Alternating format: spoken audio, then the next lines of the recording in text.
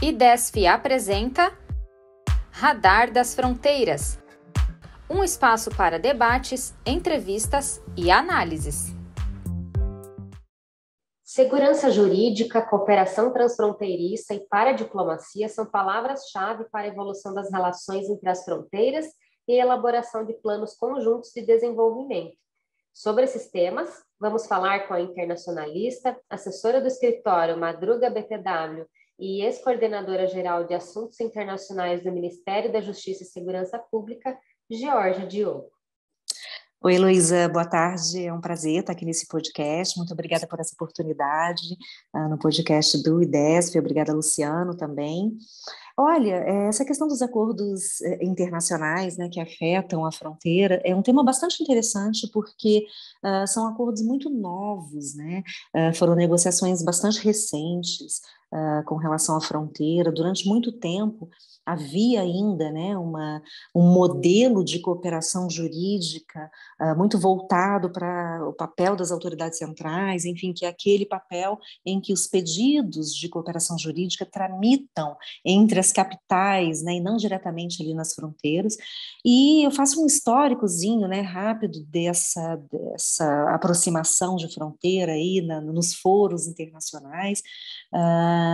Acho que a primeira vez, né, numa reunião de ministérios públicos do Mercosul, foi quando foi criado o grupo de trabalho de fronteiras dentro dessa reunião, desse foro internacional, e quando foi, né, feita a declaração aí de Ponta Porã, né, que é uma moção que pede justamente às autoridades que olhem, que tenham um olhar diferenciado para a fronteira, né? Porque a gente precisava dar celeridade enfim, à cooperação entre essas zonas de fronteira, né? Para que não houvesse todo esse trâmite formal entre as capitais, porque a fronteira está ali, né? Enfim, o crime está acontecendo ali, né?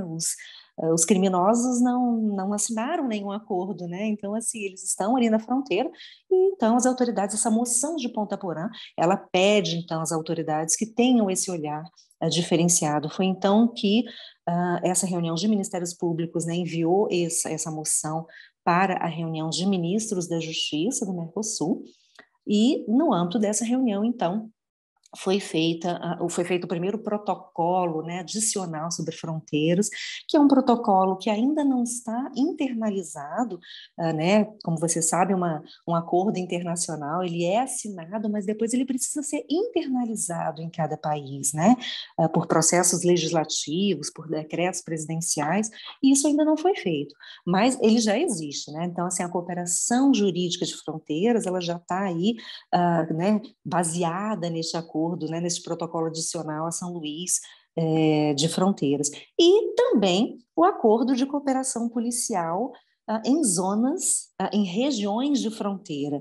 Esse foi um acordo ainda mais recente, né, ele foi assinado em 2019, também não está em vigor ainda, porque precisa dessa internalização, né, do acordo, mas ele está caminhando, né, está caminhando no Congresso já. E esse acordo, Heloísa, ele depende também de acordos bilaterais. Então, cada país, Brasil, Uruguai, vão definir o detalhamento deste acordo, ou seja, quantos quilômetros, né, um policial pode entrar ali numa perseguição em flagrante, né? Este acordo trata disso. Enfim, né, que forças policiais podem entrar, para que tipo de crime. Então, o acordo, né, o macro, que é o de cooperação policial em regiões de fronteira, ele determina que os países devem fazer esses acordos bilaterais futuramente. Esses acordos, né, pelo que eu sei, também já estão em negociação. Então, eu destacaria esses dois grandes acordos, né, um da cooperação jurídica e o outro da cooperação policial nas fronteiras. Perfeito. Nós tivemos na semana passada também um encaminhamento aí em relação ao acordo do Mercosul, né, que foi assinado em 2019, e trata muito de dar segurança jurídica aos servidores públicos de cada país. Então, por exemplo, se nós formos pensar em termos práticos, né, tem algumas linhas do acordo que citam, por exemplo, o trânsito livre de carros de bombeiros, ambulâncias entre os países do Mercosul, né? E como funciona hoje? Isso já acontece? Ou isso já acontece, mas não está nessa esfera assim institucionalizada? E aí o acordo do Mercosul ele vem justamente, né, para dar essa segurança jurídica. Como é que está assim, o status hoje? Como é que funciona, por exemplo, né, desses dois exemplos, a atuação de servidores públicos aqui de cada país, né, que moram em região de fronteira e trabalham em região de fronteira, como que funciona hoje e o que o acordo do Mercosul traz de diferente? Heloísa, assim, na verdade, esse é um terceiro acordo, né, que foi assinado aí no âmbito do Mercosul. Ele foi assinado no âmbito do SGT-18, que é um subgrupo de trabalho, né, 18, que é voltado para as fronteiras. Esse acordo, ele tem uma característica mais de atendimento ao cidadão mesmo, né, da vida cidadã fronteiriça.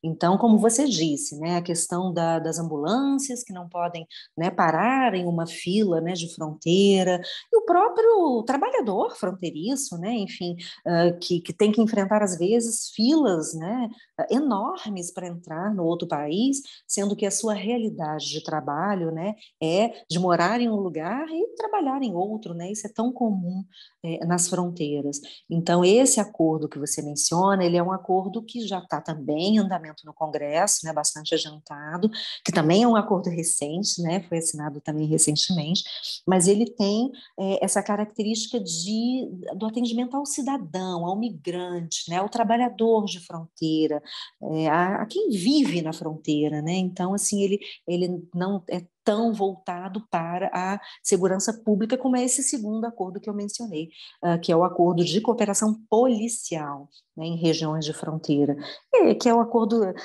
que, enfim, que permite aí a perseguição em flagrante, ou em espanhol, né, persecución caliente, né, como é chamada aí na doutrina. Então, é um acordo bastante interessante, que eu tenho certeza que ainda vai dar, né, as pessoas ainda vão ter que se adaptar bastante a esse acordo, mas que eu tenho certeza que será muito benéfico, né, para todas as forças, né, de segurança que atuam nessas regiões.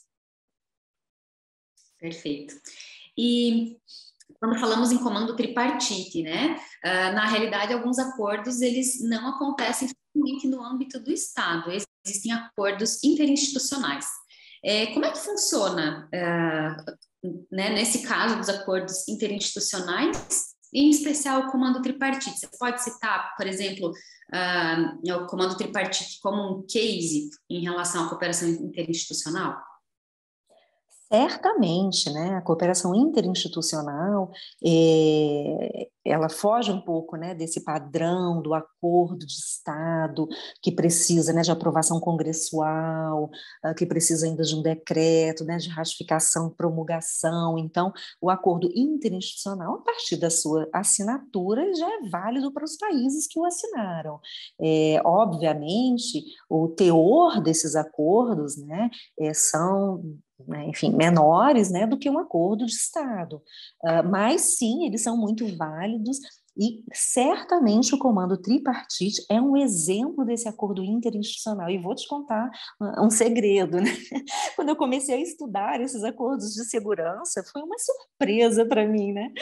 Saber que o comando tripartite que existe aí, né, há mais de 25 anos, é um mecanismo de cooperação na fronteira que funciona, que tem suas reuniões periódicas, que tem atas de reuniões, que tem troca de informações para fins de inteligência na fronteira, que isso que é o mais importante da cooperação policial.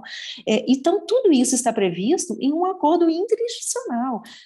Então, isso é muito válido, né? A gente tem que sempre valorizar essas iniciativas interinstitucionais, porque elas são também muito importantes, e são muitas vezes mais céleres, né, do que os acordos padrões, né, os acordos entre estados. Ok. E quando falamos em União Europeia, sempre em termos de cooperação internacional, sempre cita-se a União Europeia como um case de sucesso. O que é que nós, podemos, enquanto Mercosul, enquanto Brasil, enfim, enquanto bloco, podemos aprender com a União Europeia ou tirar exemplos bons daquilo que já foi vivido lá.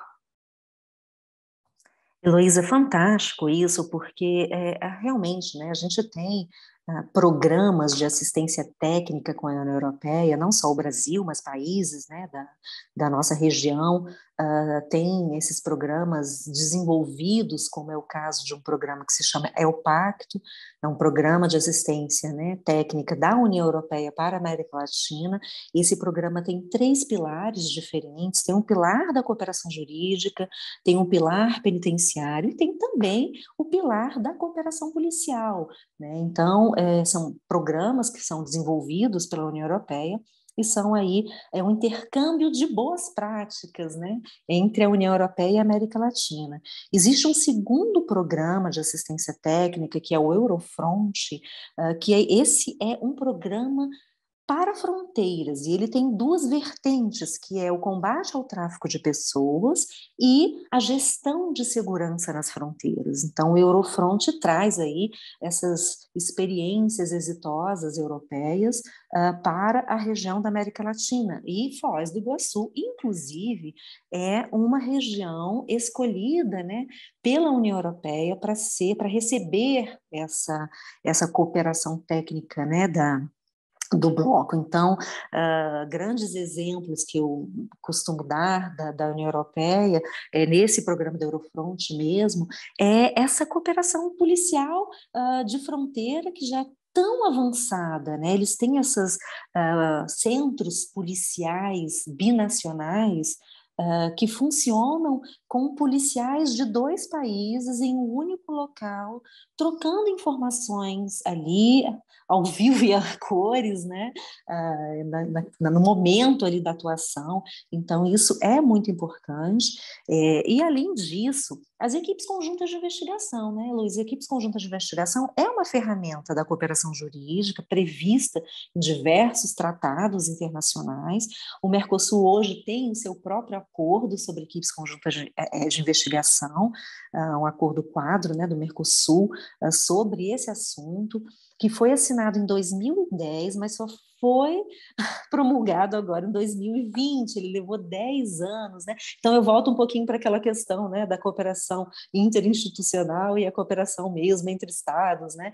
Muitas vezes um acordo, quando é assinado, ele leva anos, né, para ser aprovado. Então é importante essa cooperação também interinstitucional.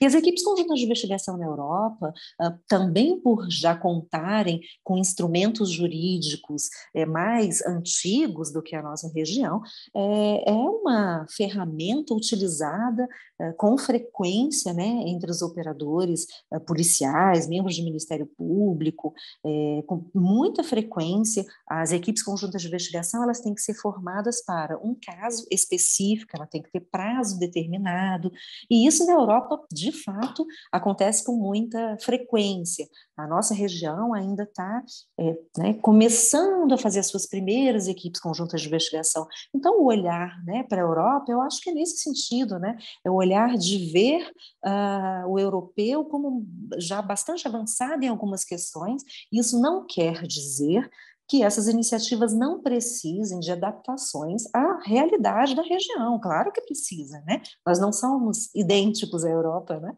Temos todas as nossas diferenças. Então, a gente também precisa adaptar essas iniciativas à nossa realidade.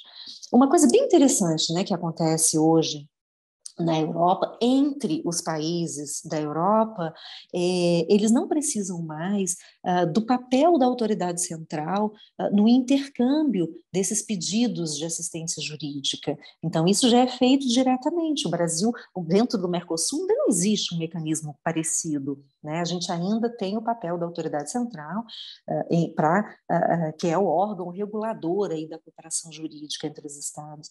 A Europa já faz isso diretamente. A Europa precisa, sim, do papel da autoridade central quando é uma cooperação jurídica entre um país da Europa e um Estado terceiro.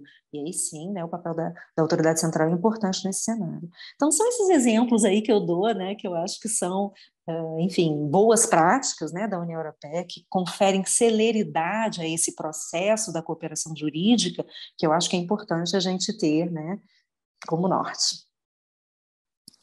Perfeito. E agora uma pergunta, assim, até buscando uma resposta para um público mais leigo, né? Esses acordos, esses tratados internacionais, eles impactam de que forma o cidadão comum, né? A sociedade civil? Impactam em maior segurança pública? Impactam em quê? Por que esses acordos internacionais, essa participação internacional do Brasil, especificamente, é tão importante? Certamente, né? Você falou a palavra-chave, né? A segurança jurídica é fundamental, né? Para os nossos cidadãos. Então, esses acordos têm esse impacto direto, ou seja, um acordo de cooperação policial que está sendo negociado, ele vai dar celeridade a essa cooperação na fronteira, e isso vai, né, ter um ganho para a população em relação à segurança pública, né, na fronteira. Então, eu acho que eles podem ser, às vezes, né, mais lentos, mas realmente eles conferem essa segurança jurídica tão necessária para o cidadão, eu não tenho dúvida disso. Perfeito, Jorge, obrigada pela tua participação, obrigada pela participação aqui no podcast do IDESF, esclarecendo dúvidas e trazendo mais conteúdo sobre as fronteiras. Muito obrigada. Eu que agradeço pela oportunidade, porque eu acho que é sempre importante, né, transmitir. Eu costumo dizer que esses acordos são negociados, né, pelas capitais, e muitas vezes os seus resultados não chegam, né, aos operadores que precisam desse acordo. Então, realmente, eu acho que esse veículo do podcast é muito importante para que esses acordos, então, cheguem aos seus destinatários e usuários. Muito obrigada, Luísa. IDESF apresentou Radar das Fronteiras. Veja mais conteúdos nas nossas mídias sociais. Estamos no YouTube, Instagram, LinkedIn e Facebook. Nos vemos lá!